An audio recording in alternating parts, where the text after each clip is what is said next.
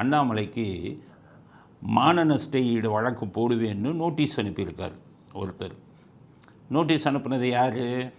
நம்ம நடராஜன். எந்த நடராஜன்? அந்த சார் விஷயத்தில் அவர் அண்ணாமலை சொன்னார் என்னென்னா, ஞானசேகரன் மாவட்ட வட்டச் செயலாளர் சண்முகத்தில் பேசினார். சண்முகம் அங்கேருந்து அண்ணா பல்கலைக்கழகத்தில் இருக்கக்கூடிய நடராஜன்கிறவர்கிட்ட பேசியிருக்காரு 4-5 தடவை அப்படின்னு சொன்னார்.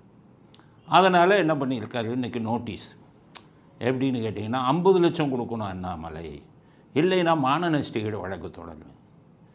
எல்லா பேரும் முட்டாளாக இருந்தால் என்ன பண்ணுறது? நாட்டில் ஒருத்தருக்கு சட்டம் தெரியல.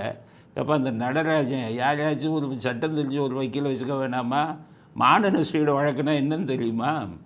இப்போ என்ன அவர் அண்ணாமலை நடராஜன் தான் அந்த சார்னு சொல்லிட்டாரா? அவர் என்ன சொன்னார்?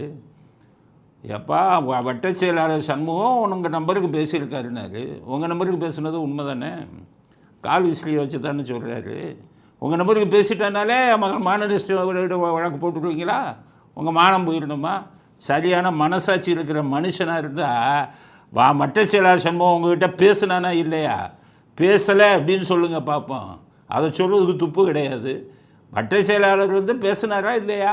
பேசுனா மனசாட்சி உள்ள மனுஷனாக இருந்தால் உங்ககிட்ட என்ன பேசுனாப்பில் வட்டச் செயலாளர் சண்முகம் அதை இந்த நாட்டு மக்களுக்கு சொல்கிறதுக்கு துப்பு கிடையாது. நோட்டீஸ் அனுப்பிக்கிறாங்க. நோட்டீஸ் அனுப்புகிறீங்களே மிஸ்டர், 50 லட்சம் கேட்குறீங்கள, கோர்ட்டு ஃபீஸே ஒரு 50,000 1 லட்ச ரூபா கட்டணும். அந்தளவுக்கு பண வசதி இருக்கா? என்ன இப்போ உங்களை இப்போ நோட்டீஸ் அனுப்ப சொன்னது திமுக தான். திமுக கீழே வச்சு தான் அனுப்பியிருப்பாங்க, தெரியாதா? ஸ்டாலின் தான் இதை பண்ணி நோட்டீஸ் அனுப்புனா பயந்துருவாங்களே. யார் பேச்சு? ஸ்டாலினுக்கு ஒரு அளவும் தெரியாது, சும்மா பேப்பரை பார்த்து படிக்கிறாரு. அவன் வக்கீல்களுக்கும் ஒன்றும் தெரியாது. வக்கீல்களுக்கு தெரிஞ்சிருந்தா இது எப்படி மான நஷ்ட ஈடு வழக்கு வரும்? சொல்லுங்கள் உங்கள் வக்கீலை. நடராஜன்கிறவர் தான் கேட்குறேன். அவர் யாருன்னே தெரியாது. முன்னாள் பிஆர்ஓவான். முன்னாள் பிஆர்ஓக்கும் உனக்கு மாவட்ட வட்டச் செயலாளர் பேசுகிறாருன்னா என்ன விஷயம்? குற்றம் நடந்ததுக்கு மறுநாள் பேசுகிறாரு.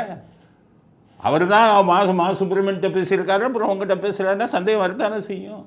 நீங்கள் பேசவே இல்லைன்னா மான நஷ்ட ஈடு வழக்கு போடலாம்.